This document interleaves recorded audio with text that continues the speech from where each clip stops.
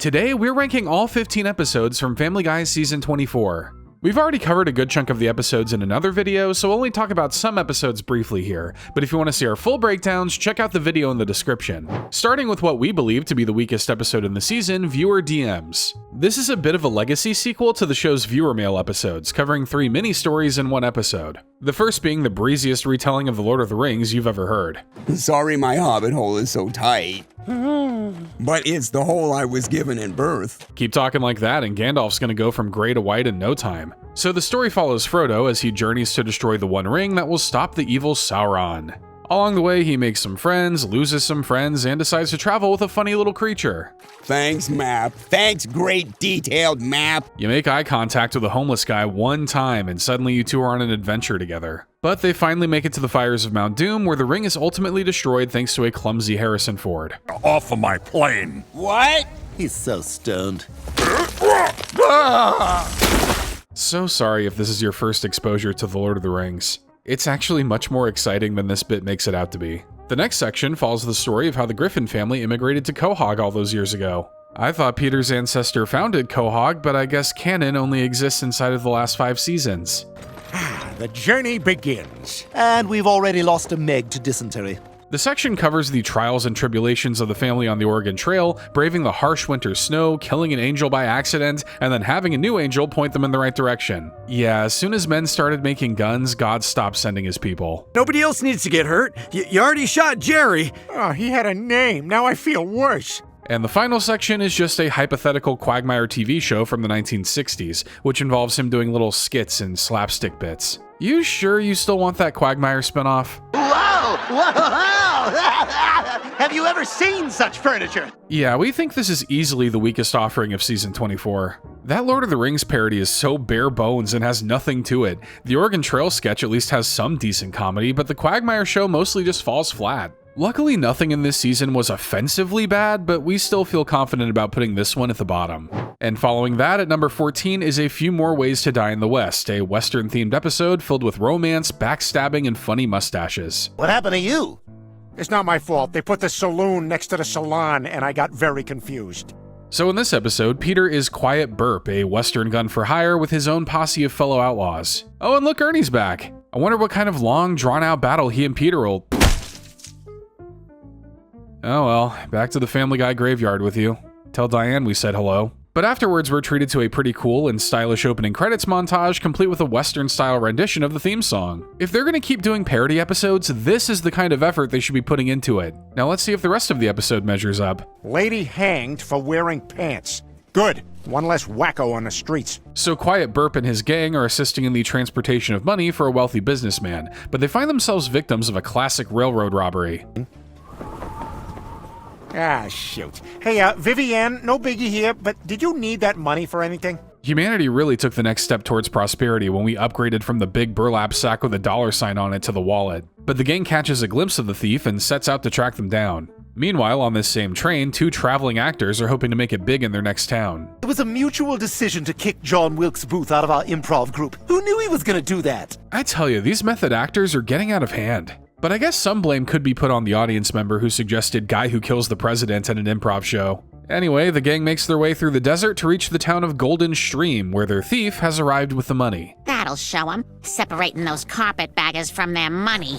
What's this? A girl? Doing a man thing? You guys don't understand, this was super shocking at the time. Aliens could have landed in the town and people would have been just as shocked if he told them there was a girl who could use a gun. But when Quiet Burp arrives in town, he actually falls for the woman, not realizing she's the one who robbed them. Would you be up for dinner?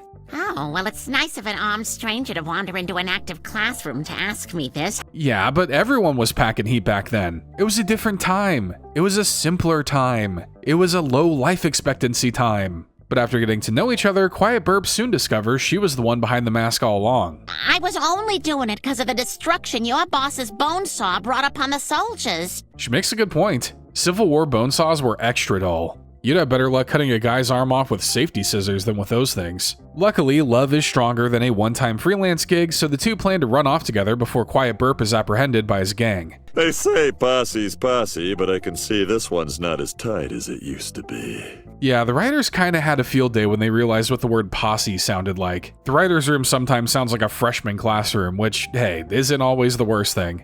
Get ready to draw.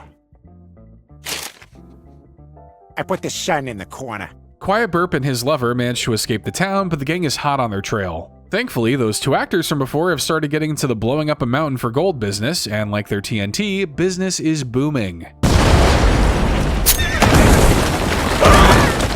Well, you can't get rich without burying a few people under mountains of rubble. How do you think Jeff Bezos got his start? Unfortunately, Quiet's boss catches up to them, so it looks like it's curtains for their story. Man, that one was really up there. Bezos strikes again. And now those two will get to enjoy a long, happy 10 years max together before one or both of them dies of dysentery. I know a lot of fans seem burnt out on the show's parody episodes, and honestly, this one doesn't really help. Both stories are pretty weak, with the plots loosely threaded together with gags and bits that feel less like a coherent plot and more like the writers riffing. There are some gems here, like the intro and the posse jokes, but other jokes just fall flat, like the wet goods store and, well, really kinda everything with the Stewie and Brian plot. Not the finest outing for those two. And at number 13 is Lower G.I. Joe, where Peter and the guys have a disagreement over a toy removed from Peter's colon, and Brian thinks he accidentally killed a kitten belonging to Mayor West. Given your age and embarrassing lack of pop culture knowledge, it's time I schedule you for your first colonoscopy. So in the main story, all of the guys are a bit nervous about getting their first colonoscopy. Hard to blame them. They probably haven't had a camera so close to their inside since college, but I don't think they can be as drunk as they were then for the procedure. What if we rented a cabin and did the prep night together so we could be there to support one another? So it'd be a trip all about everyone taking the largest poops they can? You know how guys always wondered what girls do at sleepovers? I'm pretty sure this is what they imagine guys do. So the guys get themselves a cabin and drink so much that the following BMs are absolutely gonna tank their Airbnb scores. I call the shower. Why wouldn't you call the toilet first? I don't have time to argue with you. I'll be in the shower. And once their colons are cleared and the colonoscopy has been performed, everyone's results come back normal, except for Peter's. Being shocked Peter has irregular colon results is like being surprised to find a shut up Meg gag in literally any episode of Family Guy. My childhood G.I. Joe! That was inside his colon? That's not just any Joe either. This particular Joe is a collectible and is valued at $100,000. The resale value may have dropped a bit because, you know, good luck getting the smell out of that. But for some reason, the other guys feel like they're entitled to some of that money. You wouldn't even have gotten a colonoscopy if it wasn't for us. I'm not giving you guys my money. I mean, Peter has a point, no? The guys just happen to get it done at the same time. They shouldn't get a claim over what was found in Peter's body. If that's the case, they better be ready to receive a big, stinky, fly-covered package in the mail. The guys even try to sue Peter for the money, which, duh, fails. I'm glad this weird world at least has some sense to it. Case over. Over? Who won? I don't know. Him? In your face! But when it comes time to sell the figure, Peter realizes it's not worth losing his friends over. So he splits the money with them, right? Stop the auction! Peter, what the hell are you doing? Please tell me that thing has been cleaned at least once since escaping from Peter. So I guess it's better that no one gets any money. I don't know, being friends with $25,000 each sounds a little cooler. But in the subplot of this episode, Brian decides to be Stewie's chaperone for his school trip to the pound, because he must be the most knowledgeable about the system. No matter how pathetic that Sarah McLachlan is making you all look in those commercials, there is hope. He's got a point. That song Angel should be banned from being within 10 feet of a sad-looking dog in a cage. But there are also cats at the pound, and while Brian doesn't want anything to do with them, he does find one that actually fills his heart a bit. All right, let me just take this guy off my...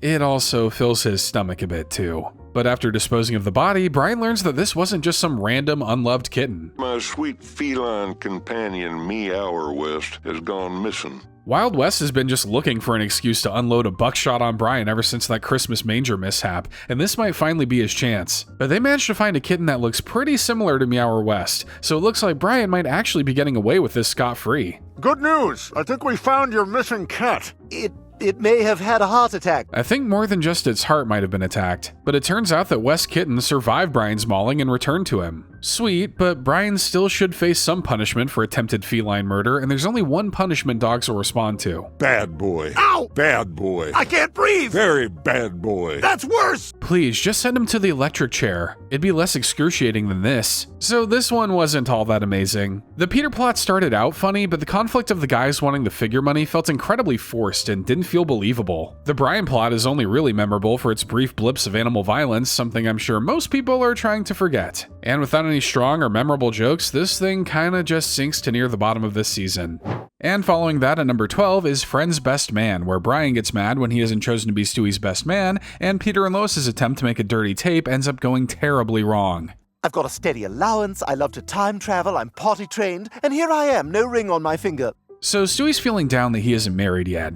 It's not his fault. Back in his parents' day, everyone was usually engaged when they became 6 months old. Everyone's just getting married younger back then. Luckily, the man in Stewie's life finally pops the question. Rupert asked me to marry him, and I said yes! That's wonderful, Stewie. Congrats. Now there's so much to do. Lock down a date, send out invites, start prepping that prenup. I know I see a gold digger when I look into Rupert's black eyes. But Brian doesn't want to humor this more than he has to. Luckily for him, he won't need to. Well, this is awkward. Stewie asked me to be the best man. What? He did? Well, somebody's got to be the ring bearer, and Brian would just look adorable in that role. Could you imagine Chris doing that? It just wouldn't work. Brian doesn't want to admit that he's bummed, but he still tries to help where he can. And I need you to pick up Stewie's fraternity brothers at the airport. Fraternity brothers? Here's their flight info. There really is a whole other world out there that Stewie's living in. So Brian puts on a brave face, acting as their DD and giving one of the frat brothers a Viking funeral after he overdoses. You know, typical bachelor party stuff. He beat cancer just to die like this. Crazy, man. All right, let's get back to the strip club. But that's a lot for a not best man to be doing, so Brian backs out of the entire wedding. Thankfully, he's not alone, as Stewie decides to do the same. Don't you see? I've been waiting for you to propose to me for years. You want me to marry you? I hope their true love is worth fighting for, because a baby and a dog getting married is an uphill battle they're gonna have to endure from the state. But Stewie just wanted a reaffirmation that Brian will always be his friend, and I guess a ring would solidify that. Stewie, will you marry me? Oh my gosh, this is so unexpected! Thank God both of Brian's parents are dead. They never would have approved of this. So while that's all going on, Peter and Lois are trying to find a way to spice things up in the bedroom by saying something they've always wanted to do at the same time. 1, 2, Crumble make a pizza. I mean tape. Okay, let's do it! But much like doing the dirty on a beach, this sounds much better in theory than in practice. You were never meant to see certain parts of your body in such high definition. And you're positive this isn't that tape that kills you if you watch it in 7 days? Pretty sure. Lois is taking the revelation pretty hard, mostly because seeing Peter's naked body in HD is probably causing her toes to curl and her hair to turn gray. There really are never-ending nightmares to discover out there. If I'm being honest, I guess I never really thought about how long Peter's ass crack was. Oh, but there's a Rule 34 Tumblr artist out there that's been thinking about that for years. Let them carry the horror. Unfortunately, much like that aforementioned tape from The Ring, their video gets leaked and sent out into the world. YouTube didn't even bother to censor the video, classifying it as a nature documentary instead of...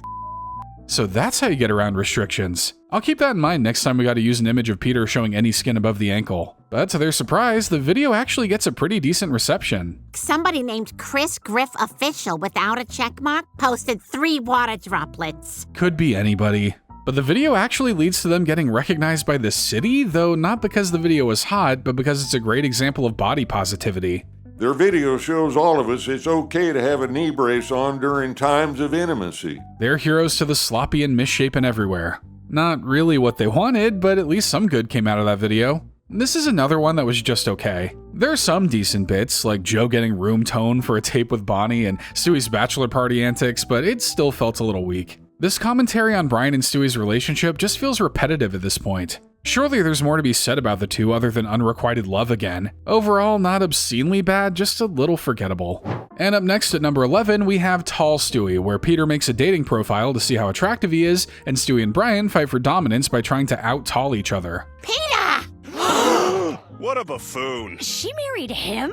So after a little wardrobe malfunction at church, things start to get tense between Peter and Lois. She can't be realizing this is who Peter really is after all these years, right? He may be an idiot, but if you're shocked by this, you may just be the bigger idiot. I mean, look at you. You're a mess. You are lucky we're married because no other woman would ever find you attractive. Ouch, Lois. I mean, she's totally right, but still, ouch. But Peter knows he's hot stuff. He just needs to find a way to validate that belief without just outright cheating on Lois. You just get on the app to see if women match with you. Then you have proof that you're attractive. Ah, the old fake dating profile plan. Good for the ego, bad for being honest with your spouse. I guess it's better than the old ways where you slip someone a piece of paper with a yes or no option. So the guys help Peter build his profile, like making him seem politically active without taking a side one way or another. We are us?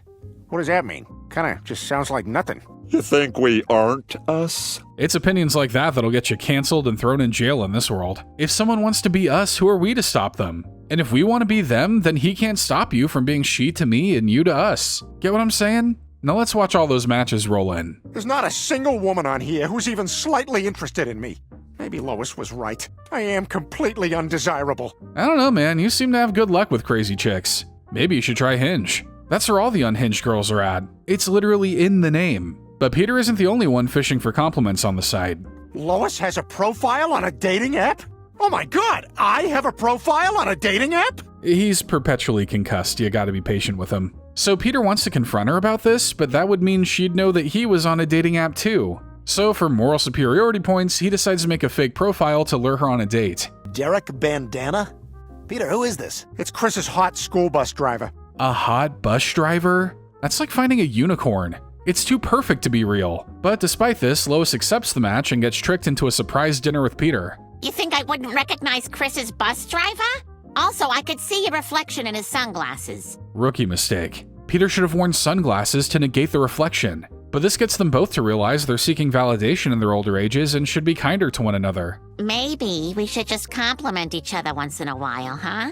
I don't know, that feels like a lot. Sums up their relationship perfectly. On the other side of the episode, we see Stewie learn just how much power he can hold when he's taller than Brian. It's time for bed, Stewie. Come on. No. What did you say? I said no. You go to bed, you short, bald. That's right, Stewie, put that manlet in his place. No point in listening to a guy who needs uppies to talk to you. But two can play the height game as it turns out. Who's a short, bald now? You. I mean, they're still both only like 4 feet tall. They make Gimli look like a freaking point guard. So they decide to take their height war to even greater heights. Well, I'm off to go establish myself as the town tall guy. Yeah, right. More like town small fry. Big talk from two guys whose ankles look ready to snap at a moment's notice. But while they're trying to outdo one another, they end up catching the attention of some cute models. It's hard to find men who are tall enough for us. Is it just me, or is every guy these days a short, bald? Yep, we're living longer but getting shorter. And I guess balder. We're only a few decades out from someone like Northern Lion being named sexiest man alive. So the two commit to the bid and start dating the girls, but before they can seal the deal, their limbs are put to the test. Since we know you two are so active, we want you to do our beach Olympics. Forget all that. Is that Sydney Sweeney? Oh crap, it is. And she's playing herself? Honestly didn't recognize her without the screaming, crying, and throwing up from Euphoria. But this little run on the beach ends up blowing Brian and Stewie's looks, so I guess criminal acts with a dog and a baby are off the table today. You're not also a baby and a dog on stilts, are you? No, we are not. Overall, this episode was just fine. The Brian and Stewie subplot is probably the most entertaining of the two, and while there are some funny moments in the main story, there's nothing really to write home about. Kinda surprised they didn't use someone like Sydney Sweeney for a bigger role, because she didn't really leave much of an impression here. And breaking into the top 10 is Playtime, which involves the gang trying to save a local theater by putting on 3 famous plays simultaneously. Okay, let's do this. Places, everybody, as they say in the theater. Break an L3 vertebrae. The first play is To Kill a Mockingbird, a searing portrayal of the Jim Crow South that's made a little less depressing and a little more funny. Hello to the all-white jury, the all-white gallery, and the very rickety segregated balcony. You laugh, but it doesn't make the subject matter any less serious. Okay, maybe it does a little. And the play ends with Carter getting the crap kicked out of him, so that's always a welcome sight. This isn't what we blocked! Damn it, Chris, you said you took stage combat! Oof. The next play is The Odd Couple, a story of 2 guys moving into the same apartment back when you could do that without your parents side-eyeing you and asking a bunch of questions. And even though we both have solid careers in an era of famously depressed New York real estate, it makes sense we should split rent. Yeah, so these guys have slightly different standards for living, which gets them into a bunch of wacky hijinks that mostly just leads to Quagmire trying to sleep with Lois and Bonnie. Look, if you want the best performance, you gotta go method. It's our characters having Peter, not us. Oh, Glenn, is that a hot rubber? And finally, Hamlet, Shakespeare's famous tragedy about the universally understood desire to kill your stepdad. I'm still the same uncle you've always known, except now I'm having with your mom. Shakespeare really had his finger on the pulse of angry teens everywhere. The play follows Hamlet, who sets out to avenge the death of his father by killing his uncle after seeing a ghost of his dad. This was back when "my ghost dad made me do it" was a credible legal defense. Great job, son. Now let's drag him behind the castle and violate his corpse. For a parody episode, this one actually wasn't too bad. The meta framing of this being one big play leads to a lot of funny moments, and while the literary jokes are kinda obvious, there's still a good amount of decent comedy to be found here. And at number 9, we have Manfest Destiny, revolving around Peter and the guys winding up on Fire Island and Stewie getting way too into memes. Is it possible this is Kokomo? It's checking too many boxes. So after their boat capsizes, the guys wash up on the shores of Fire Island, where it's just guys being guys with no women to nag them. Weirdly, it seems like a lot of straight guys is heaven, despite all the short shorts and pastels. It seems cool at first, but when they're asked to pay hundreds of dollars for their stay, they make a break to escape the island. Bye, have a fun trip. Aren't you mad at us? We're guys, we get over stuff fast. Can't let a little credit card debt ruin the vibes after all. Meanwhile, Stewie gets super invested in old memes, even becoming the author of a book that's just memes. Brian's just mad he can't have a successful writing career. This is comedy now. Oh, it's a shortcut for people who aren't actually funny to seem funny. So Brian decides to literally exorcise the memes out of Stewie's body, fixing his personality so his thoughts don't come with top and bottom text anymore. First world problems. Cringe. Weird flex, but okay. This is the kind of episode you get when you let boomers discover the internet. This episode is a bit of a mixed bag, being fairly funny with Peter's plotline while feeling incredibly outdated with Stewie's. It's a bit down the middle, and that's why it's landing near the middle of this list. And coming in at number 8 is Bringing Up Brady, where Meg enters a friendship with Tom Brady and Brian and Stewie move into an IKEA. How does a pretty girl like you know so much about football? I'm a woman in New England. So Meg helps Tom Brady with his sports commentator job by feeding him lines through his headset, and while she thinks a romance might spark between them, it becomes clear Brady is just using her. Meg had always dreamed of this day, but now that it's happened, it's not all that cool. On a scale of 1 to 10, they have to put her on a different scale because she's like 200 pounds. So she gets back at him by tricking him into proposing to her on live TV, which he actually goes through with, but Meg realizes they just aren't meant to be together. You could have come to that conclusion after there were millions of dollars to win in a divorce, though. I can't trap you into something you don't want to be a part of. You've got the rest of your weird life ahead of you. Meanwhile, Brian and Stewie decide to move into an IKEA to live the high life without the being super successful part. I might go pretend write on one of the cardboard computers in one of the fake dens. I like our life. And he'll make the same amount of literary impact as he would with a normal computer. So the two try to act all fancy by hosting a dinner party with Quahog's elite, but as soon as the guests start to clue into the fact that they're in a department store, Brian and Stewie start making people disappear.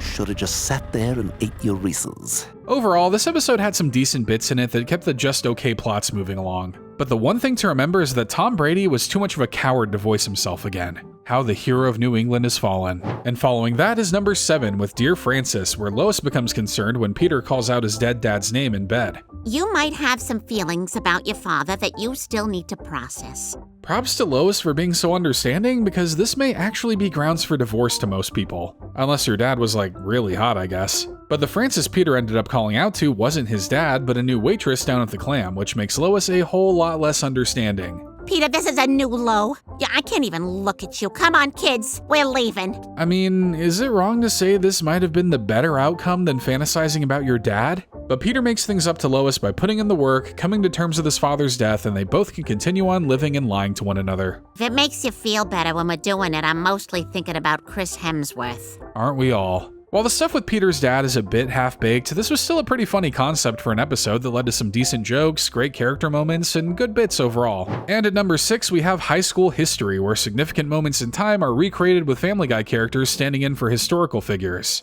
I'm Brian Griffin, and tonight we'll take my time machine to 3 periods in history. So we first start with the French Revolution, where King Louis XVI plunges the country into debt due to his lavish lifestyle and decides to implement a tax on the peasants. Look, if we gotta talk about another historical parody, let's at least make sure you're walking away learning something. I'm here to collect some taxes. What? The king is levying a land tax and a head tax. And head taxes usually end up costing an arm and a leg, which is very misleading. But 2 men named Robespierre and Danton decide that it's time France fought back against the crown and have themselves a revolution. Oh, that's why they called it that. The time has come to join our revolutionary club, the Jacobins. So the 2 lead a march on the castle and arrest the king and queen for all their crimes against the French people. I mean, Marie Antoinette probably shouldn't have told them to just eat cake. That was the pull yourself up by your bootstraps of the time, and like that phrase today, anyone who uses it should be brought to the guillotine. Please destroy the oil paintings under my mattress. This just used to be how people spent their weekends, going to see the latest beheading. It was a simpler time before sports betting ruined everything. But the guillotine is kinda addicting. Use it too many times and it might just come back to bite you in the neck. I know I wanted to be head of state, but this is... Oh, my brain's stopping. Next up is the American Civil War, where the country was split into two factions, driving friends and brothers to fight one another. The gray ones are from Louis Vuitton and the blue ones are from TJ Maxx, so... That's fine. I'll be Union. I'm not sure if the war being decided over what colors people wanted to wear makes it any less horrendous. Over in Washington, President Lincoln comes up with a strategy that could help the Union beat the Confederacy. Black men should be free. That's what I'm talking about. And sent up to the front line as soldiers. Yeah, history isn't always as squeaky clean as it's presented in school. Are you telling me people didn't just stop being evil on a whim? Anyway, to rally his troops, Lincoln decides to go to Gettysburg to address the Union, which unfortunately cuts into the stage time of aspiring comedian John Wilkes Booth. Look, whatever this is about, I'm sorry. I respect actors. How about you give me a headshot? Well, he did ask for it, so you can't be too upset about what comes next. And sometime later, after the Union finally brings the war to a close, Booth makes good on Lincoln's request. If you were an actor who did this nowadays, you'd probably still have a decent career after posting a Notes app apology. And Booth would shout the motto that has become etched in history. Did I do that? And finally, we come to World War II, specifically the part where Europe is being bombarded by Axis attacks, leading the United States to step in like the heroes we... Oh, wait, the US didn't get involved until Pearl Harbor. Well, we're heroes when we have a good enough incentive. A date that I probably knew was coming but allowed to happen.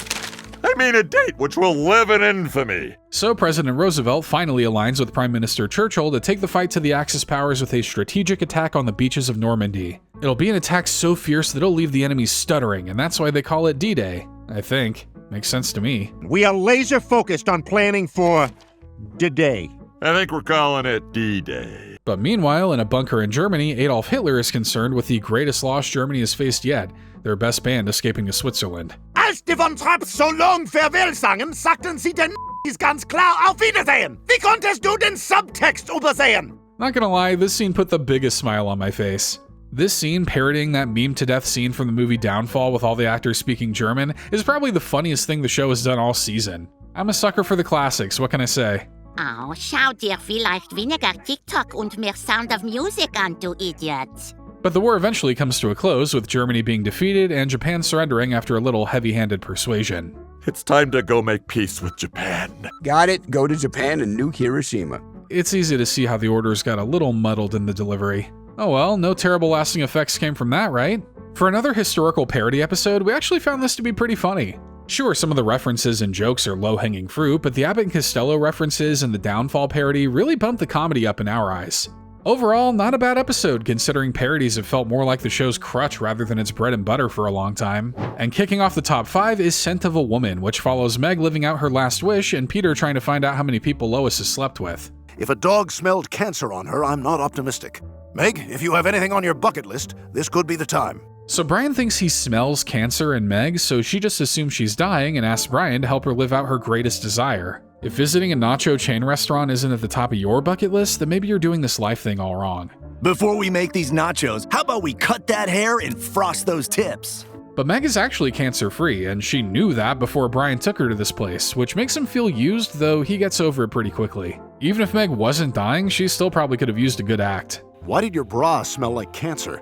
Yeah, I was thinking about that. Maybe because I buy all my undergarments at thrift stores? And also in this episode, Peter becomes obsessed with Lois's body count after she fails to answer the number during Truth or Dare. She is spitting in the face of time-honored tradition, so her punishment is an incredibly stupid dare. Oh my god! Ah, damn it! Oh, it hurts so much! Oh god! Shouldn't have angered the Truth or Dare gods. The Peter and Lois side plot is funny, but it's a relatively small piece of this episode. The main story with Meg and Brian is both humorous and heartfelt, further building the relationship between those two in a way that's always nice to see. And at number 4, we've got Let the Good Times Walk, where Joe starts taking sleeping pills that not only allow him to sleepwalk, but also help him become a much more likable guy while he's doing it. Are you sure you should spend that? Oh yeah, there's still plenty in there for Meg to pay for online college. So Peter decides to purchase himself a saxophone, driven to learn Careless Whisper by George Michael. A phenomenal song to play, but no one ever talks about the year of training it takes to get there, where your playing sounds like a cat going down a hot metal slide. This is the 5th night in a row you woke me up with that damn song. Yeah, it kind of feels a little mean-spirited to play a song with the lyric "Never Gonna Dance Again" outside Joe's house. So in order to secure a good night's sleep, Joe gets some sleeping pills from Quagmire that not only put him to sleep, but also come with an interesting side effect. Oh my God, Joe, you're walking! Walk it like I talk it, and talk it like I walk it. Seeing Joe walk is kind of like seeing a cryptid.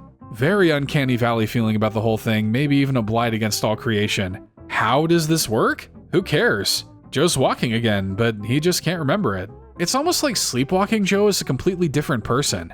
Think The Substance, but without a bloody fire hose of an ending. Wish Joe was asleep. He was way more interesting. Yeah, Joe, why don't you take another one of them sleeping pills?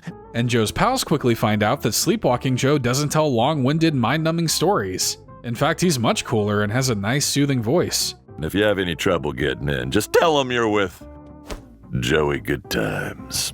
Kinda sounds like the name a guy who still goes to high school parties after graduating years ago gives himself, but I can't deny that pop collar is working.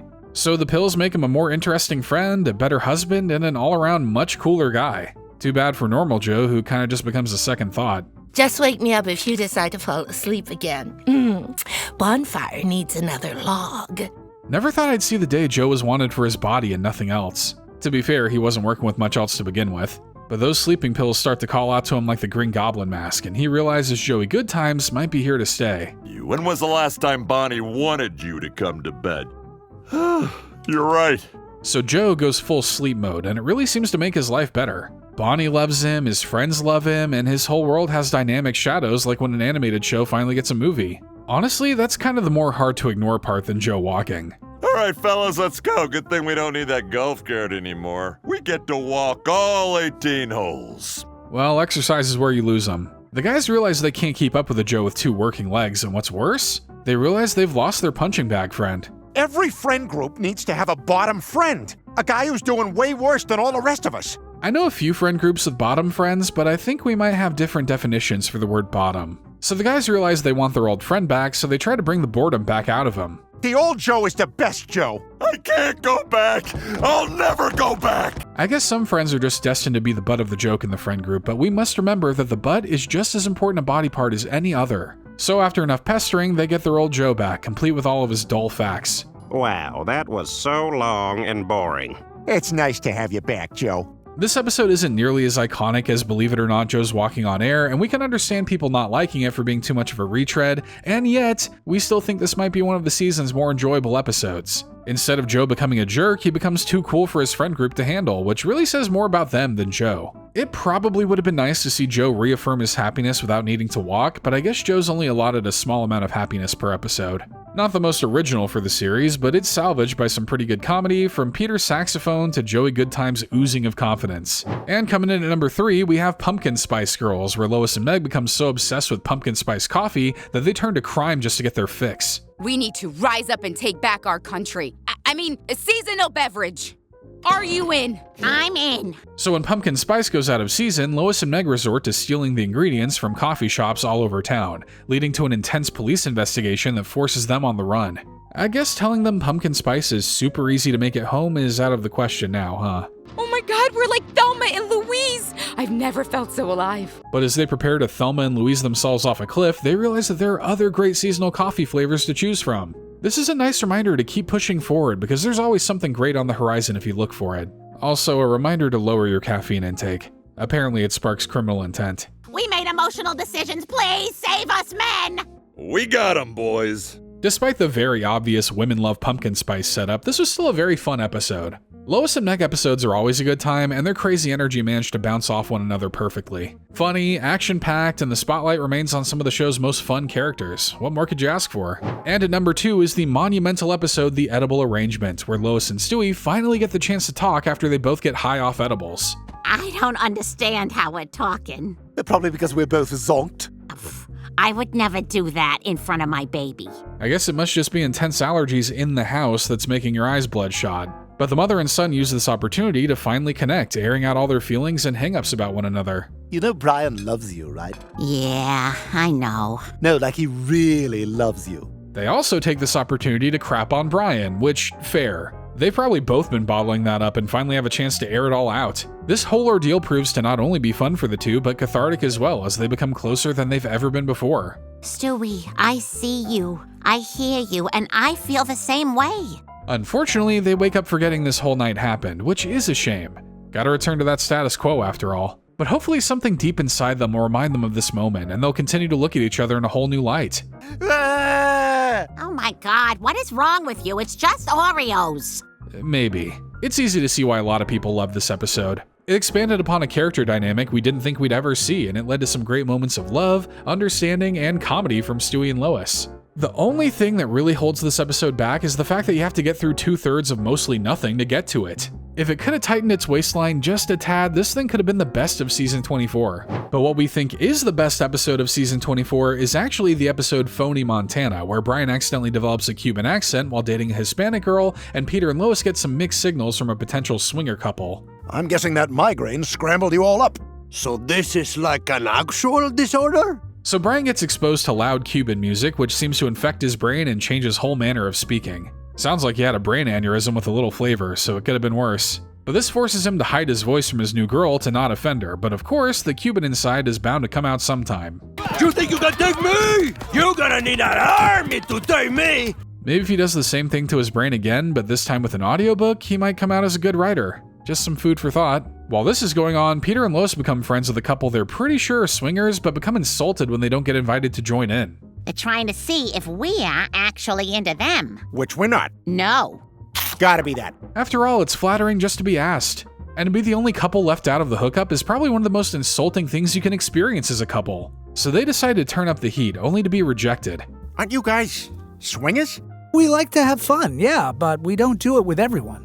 You could have spit in Peter and Lois's faces and it would have been less insulting.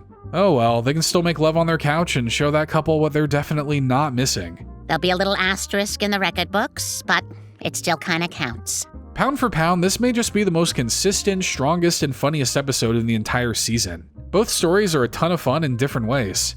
Brian going full Cubano leads to a lot of great interactions, and Peter and Lois being on the same level of delusion is always fun to see. So if we're talking story, characters, and comedy, we think Phony Montana is the best episode to come out of Season 24. But what were your favorite episodes from this season? Be sure to let us know in the comments down below, and be sure to leave a like and hit the subscribe button if you want to see more.